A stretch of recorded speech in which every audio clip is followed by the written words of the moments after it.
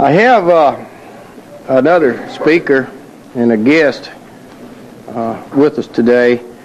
He is, by chance, he's a hero in his own right. This gentleman's name is James L.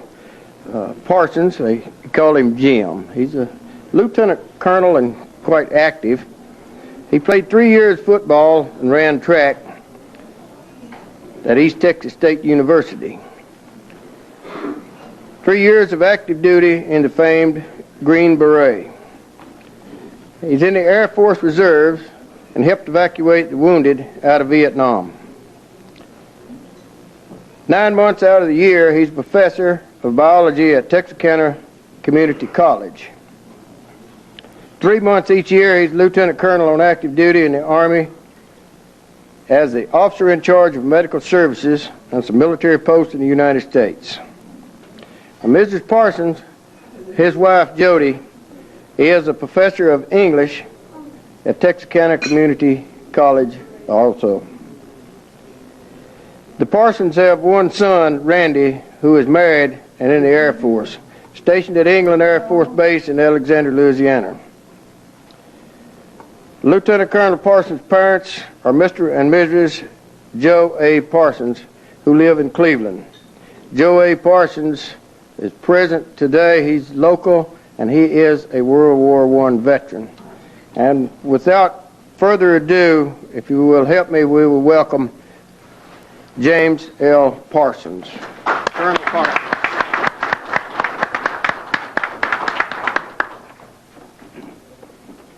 First, I want to thank the AMVETs, and particularly Mr. and Mrs. Foster, for giving me this privilege to get to come here and give credit to you World War I veterans and for the work that you've done and this fine thing that you do. I think we all appreciate, and let's give the Fosters and all of those that have helped back here a hand. It's just been great.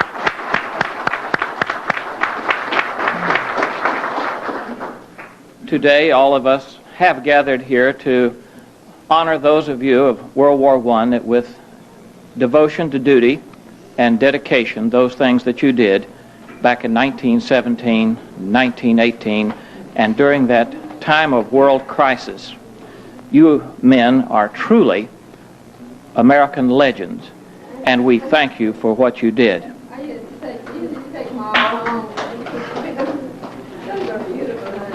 You know, there have always been bad people in the world, and there's always been hoodlums, bums, people who would come and steal and rob and take the things that we have.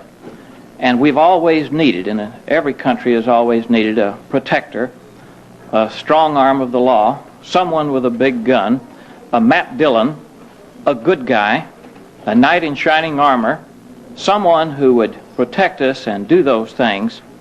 And it was the decision early after getting off the Mayflower that that protector in this country and the one that would protect us in America would not be a large standing army to where we'd have to pay heavy tax like they did back in the old country, but rather we would have a man that would stand with a rifle in one hand and a plow in the other, and that when our country was threatened, why, every young, able-bodied man would take up the gun and be our protector and be the good guy and protect our homes.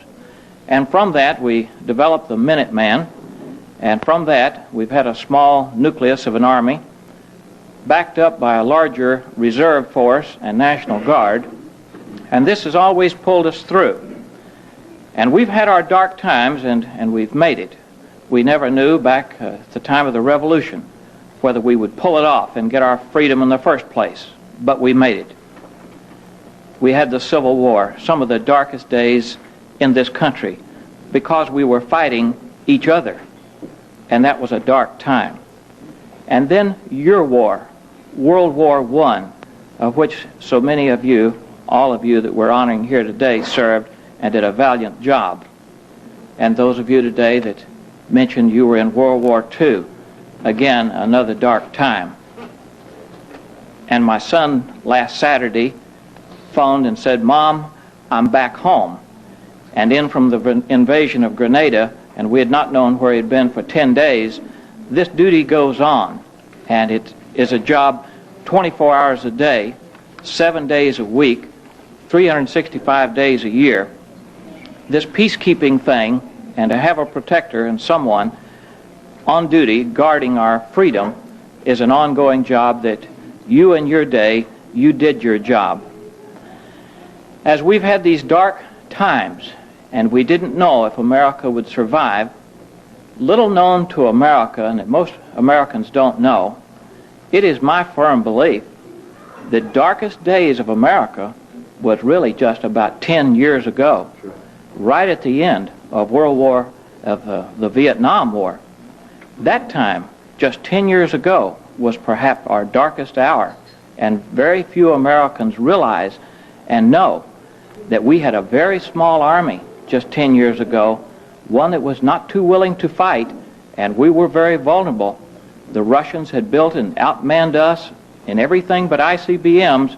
They had us 10 to 1 in every category. Had they wanted to taken us 10 years ago, we were the most vulnerable in the darkest time of American history, in my opinion. As announced, I had a part in Vietnam. I helped evacuate the wounded and the dead out of Vietnam. And on one particular occasion, to see what a dark time we had and what led up to it, back in 1969 at Christmas time on my civilian job at the college, I received orders to go in and pick up a load of wounded out of Vietnam. When we landed in Saigon, why, to my surprise, these young men that we were picking up, America's finest, the very best that America has. We loaded 40 litter patients on, and 40 that were ambulatory, many of them without arms, without legs, many of them without faces, without eyeballs, many who would not make it home. We loaded them on. And as we took off and we got to altitude and strapped them in and redressed their wounds and fed them and took care of them, and at the cool of 37,000 feet in the air, and for the first time some of them realizing that they were out of danger and they were going home and they were cool, and out of the stench of the jungle and the jungle heat, why they relaxed. We gave their medications, wrapped their wounds.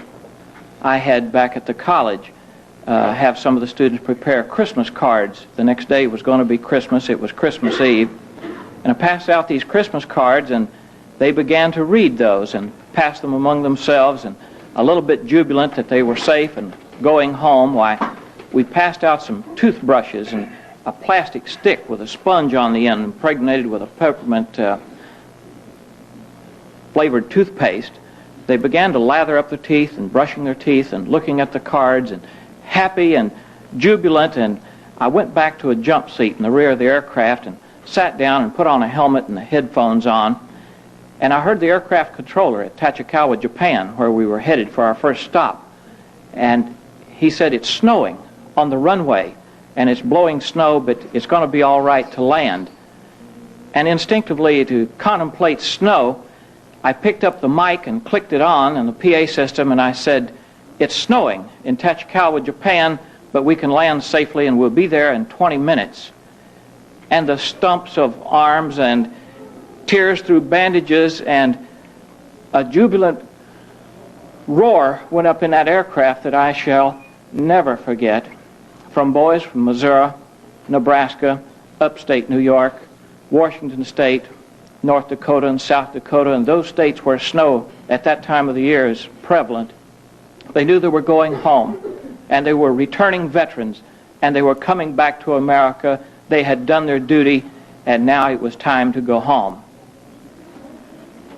But their worst wound was yet to be received, and that wound would come from me, because it was my duty also to come back onto that PA system just off the coast of California, going into Travis Air Force Base, because I would have to announce to those wounded veterans that they were not to wear their American uniform in the United States, because so much of the American public did not want to see an American uniform, and that they were dumping garbage off the Golden Gate Bridge on the sailors and our veterans that were coming back on ship, and they were dumping carloads of manure on them, and that if they wore their Army uniform off post and out of Travis Air Force Base, the hippies and many Americans in protest of the Vietnam War would jump on them, fracture their skulls, break their bones, and send them back into the hospital with another wound, just simply because they were wearing an American uniform and doing their duty. And it was an Army regulation, and across all the services, the uniform was not to be worn on the streets of America. To me, that's the darkest hour America has ever had. That is an hour that is gone. And we're out of that time now, and I have come today and want to tell you and report to you, World War veterans, we're back into your era. We've got proud young men, bright young men like you were, and they're full of dedication and devotion to their country, and they're very patriotic, and we are once again back on the road. This country is not going to die. This country is not going under. We have a good standing Army now, and they're strong, and they're dedicated for the purpose of which you set the example. And there are no words in the English language for me to thank you. There is no way. Only thing I can do is just say, gentlemen, I salute you.